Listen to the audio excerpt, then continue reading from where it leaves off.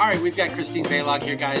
You know her from the lecture. We did not a lecture, it's a discussion. It was a discussion. It was a discussion right. about Caravaggio, as well as things to CrockerCon, previous Creative Women's Free Comic Book Day. Let's talk to her again.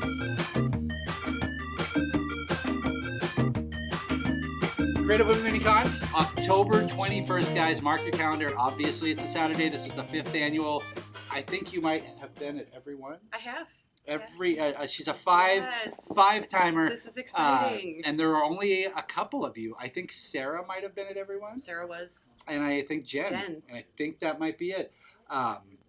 You know, we're always looking for new guests at these things, so I'm constantly leaving spots open for new people.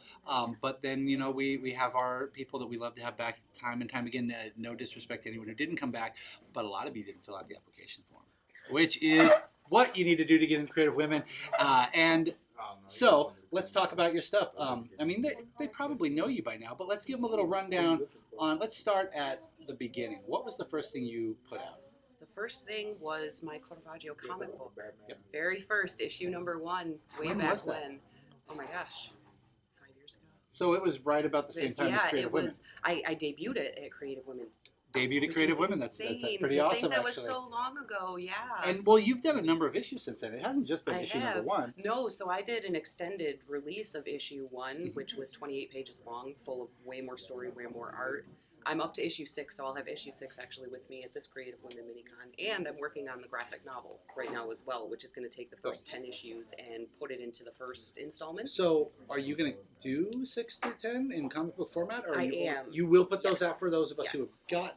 Yes. Okay, so you can still have a chance to finish your actual comic book collection. Oh, definitely. Trade. You have to have a complete run. I don't want to pull a DC on people. No, you don't want to just, go to the trade. That. That's where it's going to be. Right. So from there, I mean, Caravaggio is obviously going to be the focus here today. If you have not seen it, we've got coloring books. Yes. I have 2 of them, I believe. 2, yes. Are you sold out? I am. You are. So those will not be. They will, because I just ordered more. We've because got, I am prepared always. So we'll have coloring books. Yes. We'll have comic books. We will. And the most exciting thing, because this is the no, it's not the first time at Creative Women. It is the first. It is the only one this year. We will also have a novel. 2. Is it gonna? It's ready. Yes. Okay. Book 2 comes out September 29th. This one came out not that long ago. May. Yeah. We Yeah. did a discussion in here where you actually took over the television, took over the lounge. We had a great turnout, so thank you to everyone who came down. And you just talked for a couple hours about Caravaggio, and you talked about what you've put in this book. Yes. But you didn't. This is only part 1. Correct. You didn't stop here though. You gave them a full rundown. Yes. On his life. Yes. And you filled in a lot of gaps that there's been a lot of speculation about. Yes. You've done your research on it. So tell them what they can get in volume 1 first. So volume 1 takes you from 1571 when he was born, and it takes you to the year 1606. So you're going to get everything that happened in his life from there, from his childhood memories of being in Milan during the plague, dealing with grave loss of his family members, his tribulations, trials when he first got to Rome, the people he befriended, the people who betrayed him. There's a huge conspiracy wrapped up within the Pope and the Knights of Malta that you get introduced to in this book. Mm-hmm. And then book 2 is a continuation of all that, because from 1606 through the rest of his life, it was just non-stop, just chaos, and you feel like you're on this roller coaster ride, but you never actually come down. That's how intense book 2 is. So. And it goes, and I don't want to ruin anything for him too, because I mean it goes all the way up till his death, essentially. It does. And so his story just does not stop, and it almost seems like it's something that it's one of those things where you say you can't make this up. That's exactly what I tell people. Because it's so ridiculous. It is. That you're like, how does this one individual continually find himself and don't look at me like I'm all scholarly. I listened to her discussion, so I know all this stuff. How did this one individual find himself continually in one bad situation? I mean, bad choices probably had something to do with that. You know what? I have to wholeheartedly disagree with that. Oh, all right, okay. He has no responsibility. He has none. Okay, all right. That's how much she loves him. So, but when we get 1 and 2, that'll wrap up his life.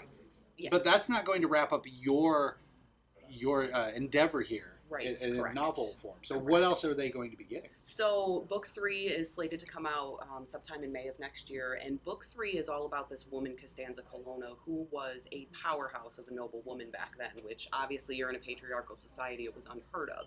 But what's really magnificent about her is she was a constant shadow in Caravaggio's life. Okay. So everywhere he went, she was building palazzos. It's like this insane little, but you never really hear much about her when you're dealing with his biography. So what I've done, aside from my archival research with him, is I've done archival research on her as well.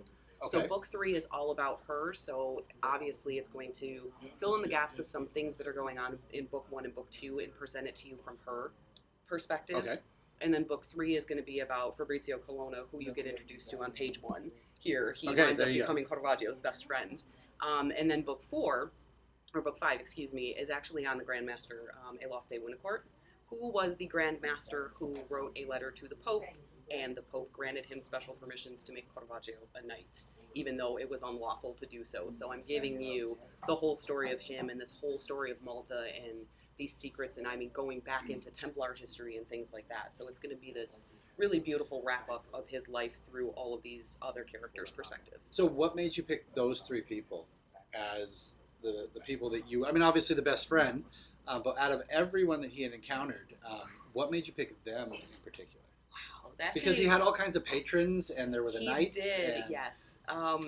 You know what? I cannot actually tell you that. there was some kind of, doing the research, going into his life, there was something about these individuals that There seemed to is, resonate, I guess. and Okay. so I can't answer that question because you actually find out at the end of book 2. Oh, that's why. And Okay. then book 3, 4, and 5, or 4, 5, and 6, you actually learn in depth the situation. The Okay. only thing I can say is I stumbled on some archival documents about Costanza Colonna. Because you actually that- went to Italy Yes, and dug through yes, stuff. Okay. I have been to Malta, I have been to Italy, I have been to France, there's a Hill Museum and Manuscript Library in HMML, they call it, in Minnesota, has 80% of Maltese documents on. In Minnesota? In Minnesota, of Why? all places. Did Right. somebody like flee It's- with all this stuff on a it's boat? insane. So I've been there Okay. digging through their microfilm, but I found documentation that actually started going along with my gut instinct about some things. Okay. And I actually have proof that these theories that I'm presenting in this book are not just theories. And that's Okay. all I can tell Well, you. then what you guys got to do is pick the book up. It's going to be here October 21st, so do not miss it, along with Volume 2, Yes. coloring books, comic books based on Caravaggio. I mean, there's so many reasons to come down, and we've just given you a ton more. So, October 21st. But before then, as we always want you to do, we want you to take a peek at our guests beforehand on Instagram, Facebook, Snapchat, their websites. Where can they find you online? Oh, I am all over the place. All right, enough. Yeah, No. if you just Google Kristine Balog Caravaggio, you will find me. But it's Kristine Balog Author on Facebook, Okay. and Kristine Art on Twitter and Instagram, and everything else. Seriously, just Google. Even if you just Google my first name and Caravaggio, No, she actually does, because I I do. have had to get pictures for the discussion, I think, and I just literally put that Yes. in.